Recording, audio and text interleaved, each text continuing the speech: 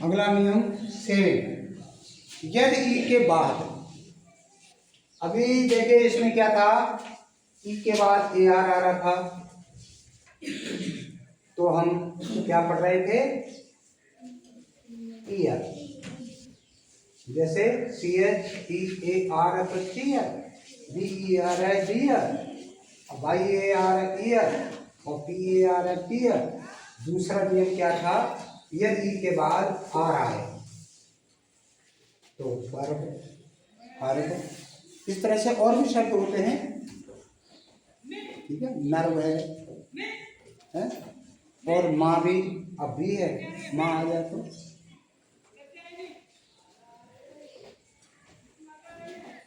Worm है, ठीक है, तमाम शब्द हैं।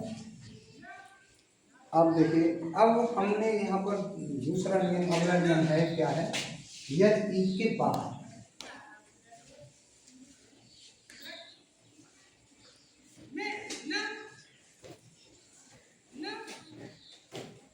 डब्ल्यू आए, डब्ल्यू समझ रहे हो, वैसे इसका हिंदी वर्जन क्या है, वावन, जैसे पटवारी लिखना है तो PAT पटवारी, WARI, तो W से वाह बनता है। लेकिन यहाँ देखिए क्या पढ़ते हैं,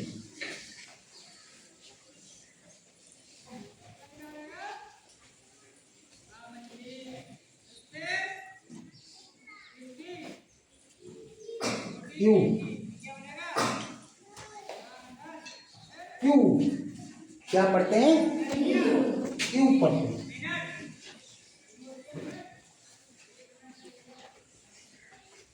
समझना चाहिए, थोड़ा सा कठिन है, कैसे पढ़ेंगे, उदाहरण के लिए, जैसे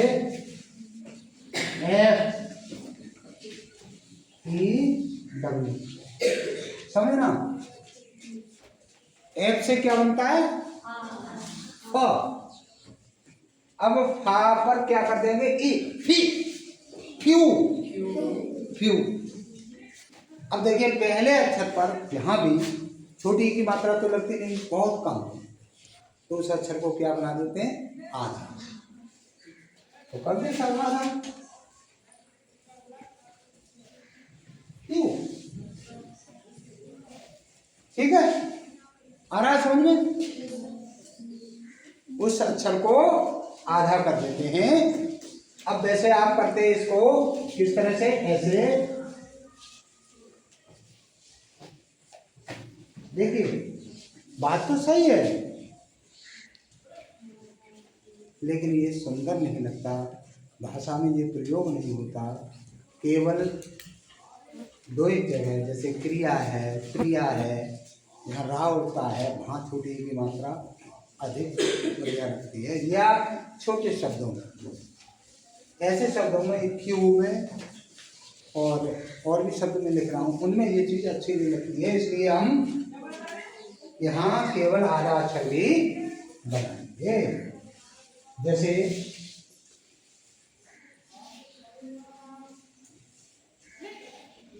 ये है NEW, न्यू, यानी आधा ही ना बनाएंगे,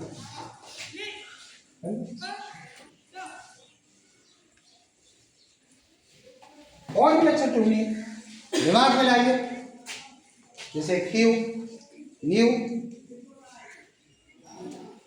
करिए, कोशिश करिए, कोशिश करिए, व्यू है, ट्यू, चलो ट्यू मान लेते हैं,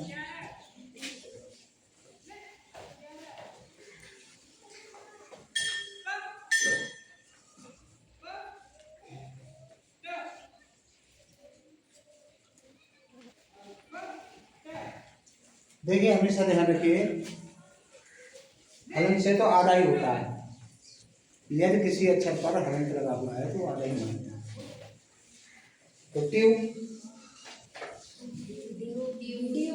दीव, दीव ज्यादा बढ़िया है तुम्हारे हिसाब से, दीव का सीधा सीधा अर्थ होता है। ऐसे शब्द बोलिए जो सुंदर लगे, जिनका अर्थ भी नहीं है। ड्यू,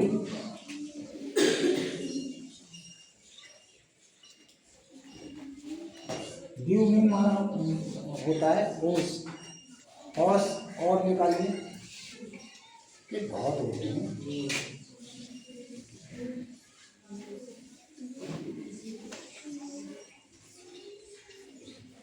शिव, शिव कोई होता है? बोले शिव मान श्री राम, शिव होती है। और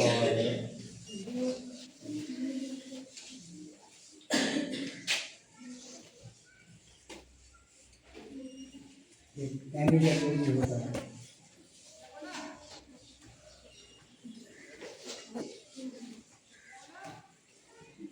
लगाओ और भी खाली जगह।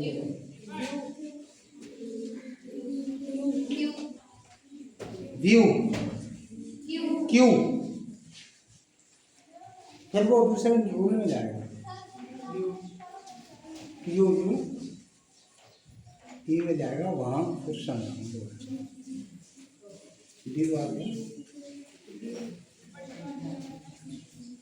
अब देखिए, आज अंतिम करने जा रहा हूँ रूल नंबर 8। यदि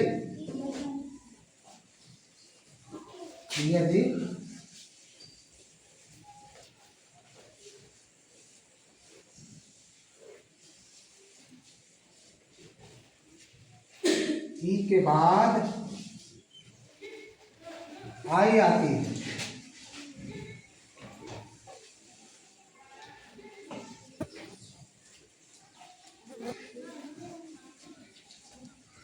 तो लड़िए, ठीक है।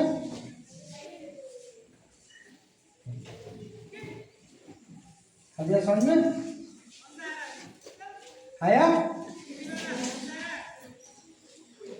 यदि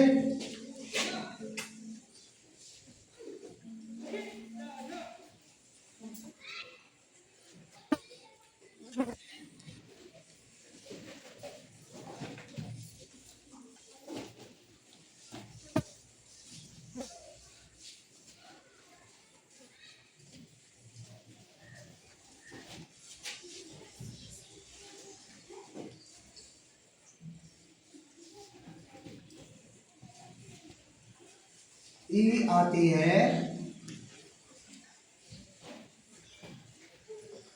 तो उसे क्लास से बाहर कर देते हैं, इसका कोई मतलब नहीं रखते हैं।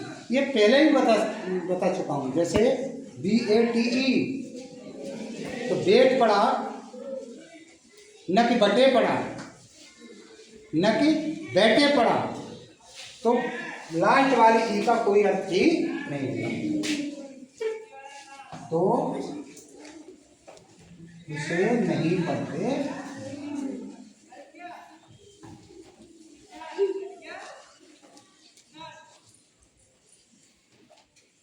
अब देखिए एक उदाहरण इसका भी बता दूं कि यदि ई के बाद आई आती है तो ई पढ़ते हैं। जैसे देखो,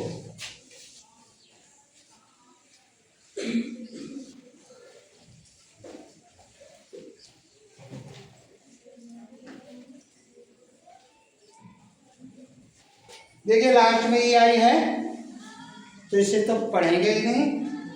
अब देखिए ये आ रही है,